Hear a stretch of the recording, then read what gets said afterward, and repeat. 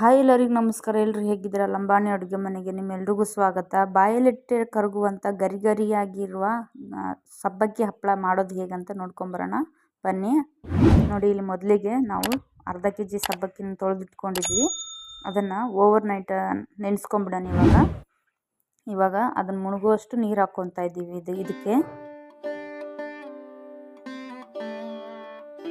ಇದಕ್ಕೆ ಇವಾಗ ನೀರು ಹಾಕ್ಕೊಂಬಿಡೋಣ. ನಂತರ ಇದು ಓವರ್ ನೈಟ್ ಅಷ್ಟು ನೆನೆಸ್ಕೊಂಬಿಡೋಣ. ಬೆಳಿಗ್ಗೆ ಆದಮೇಲೆ ಈ ಥರ ಆಗಿದೆ ನೋಡಿ, ಸ್ಮೂತಾಗಿ ಎಲ್ಲ ನೆಂದ್ಕೊಂಬಿಟ್ಟಿದೆ ಎಲ್ಲ. ಇವಾಗ ಇದನ್ನು ಒಂದು ಸೈಡಿಗೆ ಒಂದು ಸ್ವಲ್ಪ ಬೌಲಲ್ಲಿ ತೆಗೆದಿಟ್ಕೊಂಬಿಡೋಣ. ಇದನ್ನು ಸೈಡಿಗೆ ಇಟ್ಕೊಂಬಿಡೋಣ. ನಂತರ ಮಿಕ್ಸಿ ಜಾರ್ ತೊಗೊಂಬಿಡೋಣ. ಮಿಕ್ಸಿ ಜಾರಲ್ಲಿ ಇದನ್ನು ಹಾಕ್ಕೊಂಡ್ಬಿಟ್ಟು ಗ್ರೈಂಡ್ ಮಾಡ್ಕೊಂಬಿಡೋಣ. ಇವಾಗ ಈ ಹಪ್ಪಳನ ಯಾರು ಬೇಕಾದರೂ ಸಿಂಪಲ್ಲಾಗಿ ಮನೆಯಲ್ಲಿ ಮಾಡ್ಕೋಬೋದು. ಬೇಸಿಗೆಗಾಲ ಇದ್ರೂ ಸರಿ, ಇಲ್ಲಾಂದರೆ ಬಿಸಿಲು ಮನೆಯಲ್ಲಿ ಫ್ಯಾನಿನ ಗಾಳಿಯಲ್ಲಿ ಕೂಡ ಒಣಗಿಸ್ಕೋಬೋದು ಮಾಡಿ. ನೋಡಿ, ಇಲ್ಲಿ ಮಿಕ್ಸಿ ಜಾರಿಗೆ ಹಾಕ್ಕೊಂಡಿದ್ಮೇಲೆ ಫೈನಾಗಿ ಪೇಸ್ಟ್ ಮಾಡ್ಕೊಂಬಿಡೋಣ. ಒಂದು ಸ್ವಲ್ಪ ನೀರು ಆ್ಯಡ್ ಮಾಡಿಕೊಂಡು ಪೇಸ್ಟ್ ಮಾಡ್ಕೊಂಬಿಡೋಣ.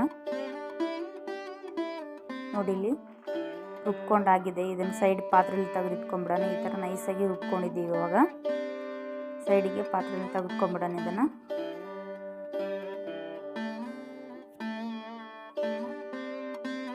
ನಂತರ ಇನ್ನೊಂದು ಸರಿ ಮಿಕ್ಸಿಗೆ ಹಾಕ್ಕೊಂಬಿಡೋಣ. ಉಳಿದಿರೋ ಅದು ಸಾಬೂದಾಣ ಅಂತ ಕರೀತಾರೆ, ಸಬ್ಬಕ್ಕಿ ಅಂತ ಕರೀತಾರೆ. ಅದನ್ನು ಸಹ ಮಿಕ್ಸಿಲಿ ಹಾಕ್ಕೊಂಬಿಡೋಣ. ಮಿಕ್ಸಿ ಮಾಡಿರೋಂಥ ಪೇಸ್ಟನ್ನು ಮಿಕ್ಸಿ ಮಾಡಿರ್ತೀವಲ್ಲ, ಅದರಲ್ಲಿ ನೀರು ಆ್ಯಡ್ ಮಾಡ್ಕೊಂಬಿಡೋಣ. ಇವಾಗ ನೀರು ಹಾಕ್ಕೊಂಬಿಟ್ಟು ಕುದಿಯೋಕ್ಕೆ ಎಷ್ಟು ನೀರು ಬೇಕು ಅಳತೆ ನೋಡಿ ನೀರು ಹಾಕ್ಕೊಂಡಿದ್ಮೇಲೆ ಚೆನ್ನಾಗಿ ಮಿಕ್ಸ್ ಮಾಡ್ಕೊಂಬಿಡೋಣ, ಗಂಟಿರ್ಲಿಲ್ದಂಗೆ.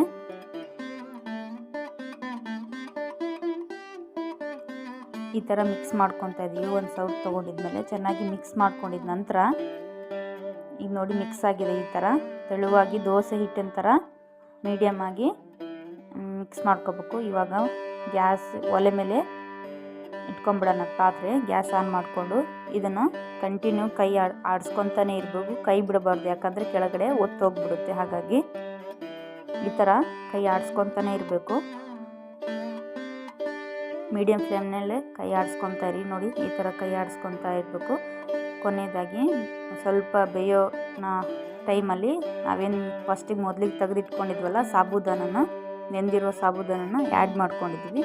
ಈಗ ಇನ್ನೊಂದು ಸರಿ ಬೇಯಿಸ್ಕೊಂಡಿದ್ಮೇಲೆ ನೀರು ಕಡಿಮೆ ಅನಿಸಿತ್ತು, ಅದಕ್ಕೆ ನಾನು ಸ್ವಲ್ಪ ಬಿಸಿನೀರು ಆ್ಯಡ್ ಮಾಡ್ಕೊತಾ ಇದ್ದೀನಿ.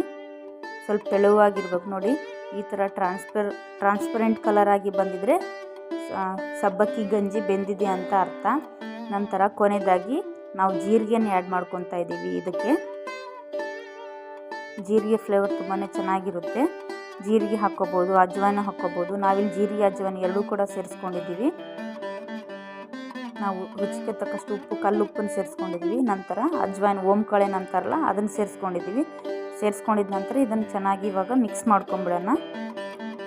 ಒಂದೆರಡು ಕುದಿ ಬರೋವರೆಗೂ ಮಿಕ್ಸ್ ಮಾಡ್ಕೊಂಬಿಡೋಣ. ಇವಾಗ ಕಲರ್ ಚೇಂಜ್ ಆಗುತ್ತೆ. ಜೀರಿಗೆ ಅಜ್ವಾನ ಹಾಕಿದ್ದೆಲ್ಲ ಈ ಥರ ಬಂದಿದೆ ನೋಡಿ, ಗೋಲ್ಡನ್ ಕಲರ್ ಥರ ಬಂದಿದೆ. ನೀವು ಬೇಕಾದರೆ ಬೇಡ ಅನ್ನೋರು ಜೀರಿಗೆ ಅಜ್ವಾನ ಹಾಕ್ಕೊಳ್ಳಿಲ್ಲ ಅಂದ್ರೂ ಪರವಾಗಿಲ್ಲ.